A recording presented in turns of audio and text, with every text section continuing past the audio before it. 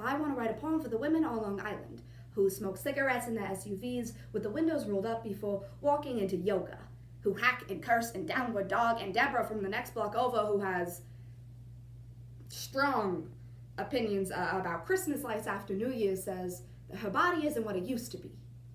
But neither is the economy or the bagels at Rickman's Deli, so who really cares? It is summer. The smell of beer and hot dogs is sweet in the air like a national anthem.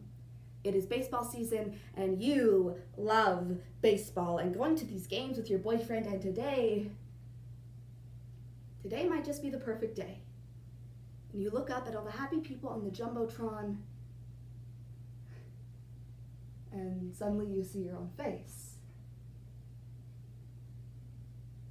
And your boyfriend down on one knee, an engagement ring so big it blinds the screen, and the way he looks at you, like he just got the home run ball, and you look at the stadium of people rooting for you. Do it. Say yes. This is for the women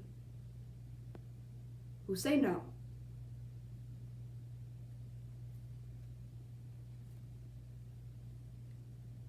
Verbal abuse has always been used to try to tear down the feminist movement, but powerful women of the past and present have decided to take ownership of these oppressive words.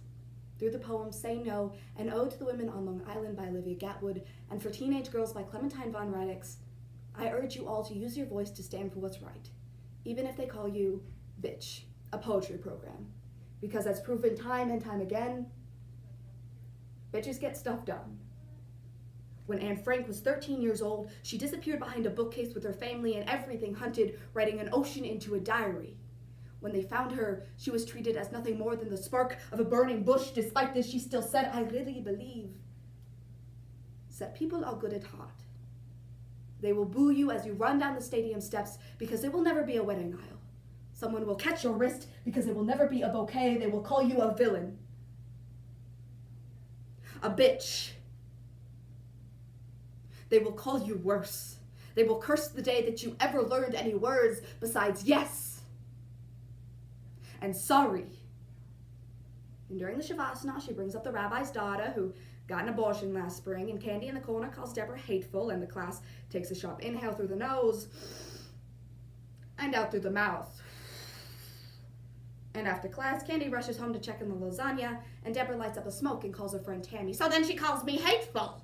Hateful, she says. What kind of word? Some kind of dictionary bitch over here. So you know what I says to her? I says, you don't know the first thing about hateful. You know what's hateful? Menopause.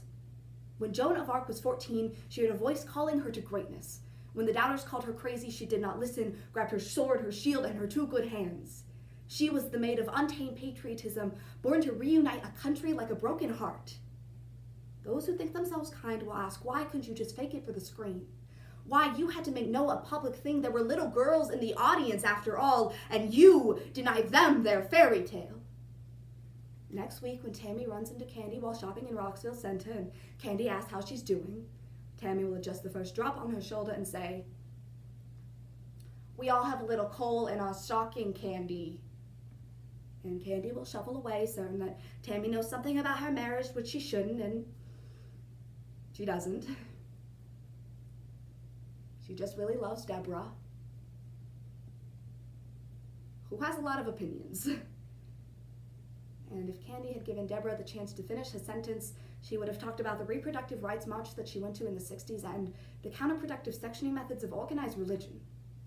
When Malala was 15, a man climbed inside of her school bus and insisted that her sisters name the enemy. When she did not hide, she was shot 3 times in the temple. 3 years later, an ocean of survival and no apology, she stood in front of the United Nations and told them how her country was burning.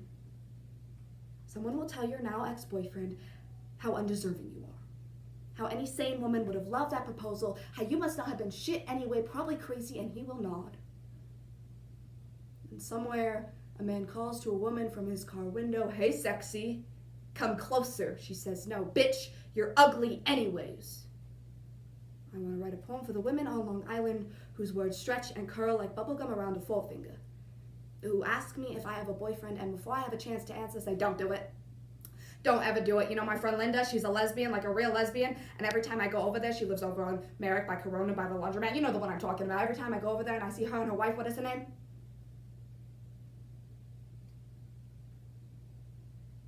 Shit. I can never remember the girl's name. Anyway, every time I go over there, I says, you know what I need? I need a girlfriend. That's what I need. Mary Shelley was 16 when she invented science fiction, the story of a creature and his creator. She then learned that little girls with big ideas were much scarier than monsters. It's okay. She was remembered long after they put down their torches. Somewhere, a woman argues for a higher salary, and her co-workers call her a bitch in the break room. Somewhere, a woman is told that if she doesn't want to hear a song about rape, don't listen to it. But it follows her. In the gym, the supermarket, the girls' clothing aisle, and now she knows every word. The women on Long Island let their teenage daughters throw parties in the basement while they watch the Home Network upstairs. And keep a bat by the couch in case anybody ever gets roofied. Even if it's their own son who does the drugging. The women on Long Island won't put it past any man to be guilty. Even their kin. Jackie Mitchell was 17 years old when she struck out Babe Ruth and Lou Gehrig, one right after another. Grown men were so afraid of the lightning in her fingertips that 2 days later, all women were fired from the major leagues. Because girls are too delicate to play baseball. Somewhere, a woman is told to get naked at a frat party. She refuses. A boy with a kind smile puts his arm around her, offers her a drink filled with magic that erases no from her vocabulary. And last week, when a woman was murdered while jogging in Queens, the women on Long Island were unstartled. And furious. And they did not call to warn their daughters. They called their sons. Sacagawea was 18 with a baby on her back, leading Lewis and Clark across North America. Cleopatra, 18, when she became Queen of the Nile. Nellie Bly, 18, bringing justice to journalism. And you are now 18, standing on the precipice, trembling before your own greatness. This is your call to leap. I am 16. In the manager's office of my first job, and my boss whispers a list of things he would like to do to my body. I say no. He threatens my next paycheck. The women on Long Island sit their sons at the kitchen table and say, if you ever, and I mean ever, so much as make a woman feel uncomfortable, I will take you down to the deli and put your hands in the meat slicer. You think I won't? I will make a hero out of you. In Connecticut, a girl is asked to senior prom by somebody other than her boyfriend. She says no, and his knife blooms a corsage in her chest. In California, a young virgin boy thinks about you. And the ones like you, the ones who said no, the audience of boos, and this poor sucker who has owed something and denied it and cocks his gun. I want to write a poem for the women on Long Island who, when I show them the knife I carry in my purse, they tell me it's not big enough. Who are waitresses and realtors and housewives, and they tell me that they wish they could have been artists. But life comes by so fast, you know. 1 minute you're taking typing lessons for your new job at the World Trade Center, and the next it's almost over. Life, I mean. But I kicked and screamed my way through it, and so will you. I can tell by the way you walk. And one more thing. You don't have to be grown to find greatness. You are so much stronger than the world ever even told you you could be.